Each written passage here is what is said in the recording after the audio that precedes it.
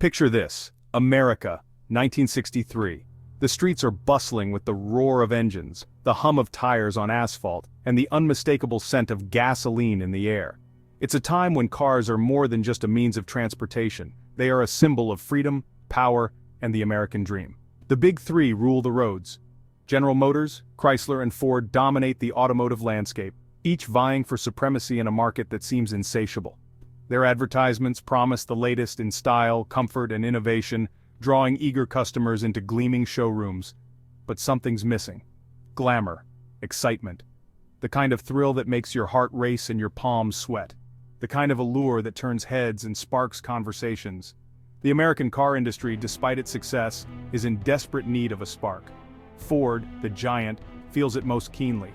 Their assembly lines churn out reliable, sturdy vehicles, but there's a growing sense that reliability alone isn't enough. The market is evolving, and Ford needs to evolve with it. They build solid, dependable cars. Yawn.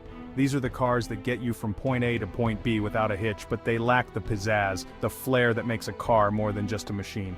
They need something more, something that will ignite the imagination of the public. They need a spark. Enter Lee Iacocca, a man with gasoline in his veins. Iacocca is a visionary, a maverick who understands that the future of the automobile industry lies not just in engineering, but in emotion. He knows that cars need to be more than functional, they need to be desirable. He has a plan so audacious it could only be American. A plan that involves taking on the very best in the world and beating them at their own game. It's a bold move, but Iacocca is nothing if not bold. Iacocca whispers two words: buy Ferrari. It's a simple idea, but one that carries with it the promise of revolution. By acquiring Ferrari, Ford could inject its brand with the kind of passion and prestige that only the prancing horse can provide. Imagine, the prancing horse, symbol of Italian passion, hitched to the Ford wagon. It's a marriage of American muscle and Italian flair, a combination that could set the automotive world on fire. Henry Ford II, the boss, loves it. He sees the potential, the opportunity to transform Ford's image and take the company to new heights. It's a chance to make a statement, to show the world that Ford is not just a follower, but a leader. He dispatches his suits to Italy, checkbooks in hand. They are on a mission to bring Ferrari into the Ford family. It's a journey that carries with it the hopes and dreams of an entire company. They arrive at Ferrari's Maranello factory, a cathedral of speed. This is where legends are born, where the roar of engines and the smell of burning rubber are a way of life. It's a place that embodies the very essence of racing. Enzo Ferrari, Il Commendatore, a tyrant in tinted glasses, listens to their offer. He is a man who has built an empire on passion and precision, a man who knows the value of his brand and the power it holds.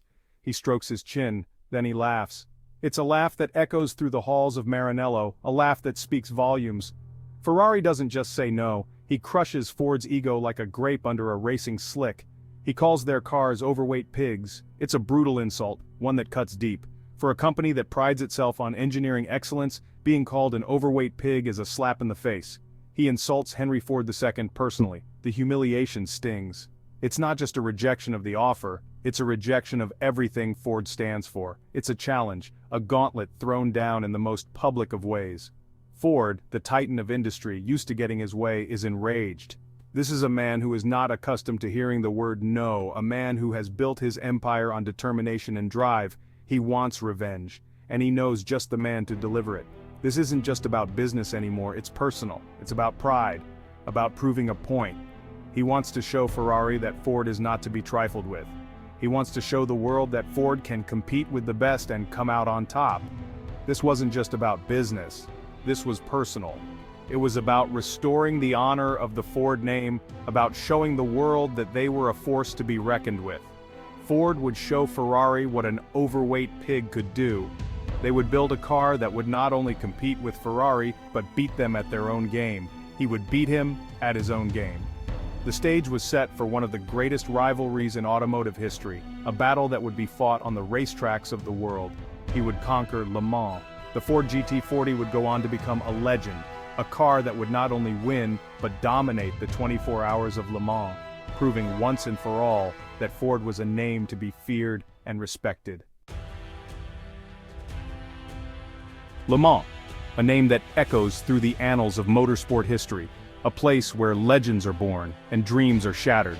The 24 Hours of Le Mans. A race that pushes the limits of endurance, skill, and engineering. It's not just a race, it's a marathon of speed and strategy. The most grueling race on Earth. Rain or shine, day or night, the race never stops. Drivers and machines are pushed to their absolute limits, a test of man and machine. Every second counts, every decision matters. Pit stops become a ballet of precision and speed. Ferrari had owned it for years. Their dominance was unquestioned, their victories numerous. They were the kings of Le Mans. Their cars, sleek and red, were works of art. They were fast, they were fragile. Each Ferrari was a masterpiece, a blend of beauty and speed. They were driven by men with nerves of steel. These drivers were fearless, willing to risk everything for glory. To challenge them, Ford needed a weapon. Enter the Ford GT40, low, wide, and powerful. It was a beast designed to dethrone the kings, a brute in a world of ballerinas. The GT40 was raw power, a stark contrast to the elegance of the Ferraris. But there was a problem. It was unreliable. The GT40 had speed, but it lacked the endurance needed for Le Mans. It handled like a shopping cart. The car was fast in a straight line but struggled in the corners. It needed refinement. Ford needed someone to tame this beast. They needed a racer, a visionary. They needed Carroll Shelby. Shelby was a legend, a man who had already made his mark in the racing world. A Texan racer turned car builder. He knew speed. He knew how to push a car to its limits and beyond. He knew how to win. Shelby had a track record of success, and he was determined to add Le Mans to his list of victories. He also knew how to handle men like Ken Miles. Miles was a brilliant driver, but he was also known for his fiery temperament. A brilliant but prickly British driver. Miles had a reputation for being difficult, but his talent behind the wheel was undeniable. Miles was the best behind the wheel, but he was difficult, demanding. He pushed himself and everyone around him to the limit. He and Shelby, two alpha dogs, would clash. Their personalities were strong, their opinions even stronger, but they shared a common goal. But their goal was the same: to beat Ferrari. The pressure was immense, the stakes were high, failure was not an option.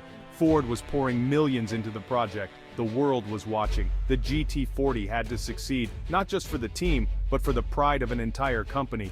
Could this unlikely team pull it off? Could they overcome the odds and defeat the giants of Ferrari? Or would they be another footnote in Ferrari's long history of dominance? The answer would come at Le Mans, where legends are made and dreams are shattered. The Ford GT40 was more than just a car, it was a statement. A bold declaration of intent from Ford, aimed squarely at the heart of European racing dominance. A middle finger to Ferrari's artistry. Enzo Ferrari's cars were known for their elegance and precision, but Ford wanted to show that brute force and American ingenuity could compete on the same stage. It was big, brash, and unapologetically American. The GT40 embodied the spirit of the 1960s, a time when America was pushing boundaries in every field, from space exploration to automotive engineering. Power came from a monstrous V8 engine. This wasn't just any engine, it was a powerhouse designed to deliver raw, unfiltered power. The kind of power that could propel the GT40 to speeds that would leave competitors in the dust. It roared with a fury that shook the ground. The sound was a symphony of mechanical might, a roar that announced the GT40's presence long before it came into view. The sound alone was enough to intimidate. Spectators and competitors alike could feel the rumble in their chests, a visceral reminder of the power lurking beneath the GT40's hood. But the GT40 was a handful to drive. It demanded respect and skill from its driver. It wasn't just about speed, it was about control, precision, and the ability to tame a beast.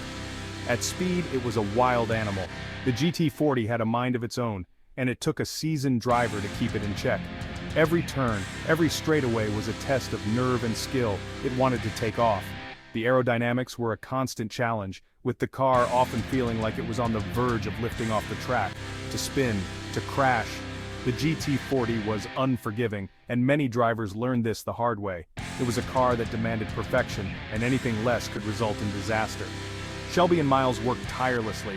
They refined the aerodynamics, they tweaked the suspension. They knew that to win, the GT40 had to be more than just powerful, it had to be precise. They turned the beast into a weapon. Hours were spent testing, days turned into weeks, weeks into months. Every aspect of the car was scrutinized and improved, every flaw was ironed out, every weakness exploited. The The GT40 was evolving. It was becoming a finely tuned machine, ready to take on the best in the world. It was becoming the car Ford needed to win. The stage was set. The GT40 was ready to make its mark on the world stage. The rivalry was about to reach boiling point. Ford versus Ferrari was more than just a race. It was a clash of titans, a battle for supremacy. Daytona was the warm-up act, a chance for Ford to test their mettle and show the world what the GT40 was capable of. Le Mans, the main event, the ultimate test of endurance, speed, and engineering. The GT40 was ready, and so was Ford. The world was watching, and the stage was set for an epic showdown. 1966. The Daytona 24 Hours, a high-speed proving ground. Ford arrived with a fleet of GT40s. They were ready. They were hungry. Ferrari was there too. But they were complacent. They had won at Daytona for the past 6 years. They expected to win again. They hadn't accounted for the new Ford, for Shelby's relentless pursuit of perfection, for Miles's raw talent behind the wheel. The race was a massacre. The GT40s dominated. They led lap after lap. Ferrari was left in their wake. The sight of those blue and white cars crossing the finish line 1, 2, 3 sent shockwaves through motorsport. Ferrari was beatable. The myth was broken. The win at Daytona was more than just a victory. It was a statement, a declaration of war. Ford was coming for Ferrari's crown, and they wouldn't stop until they had it.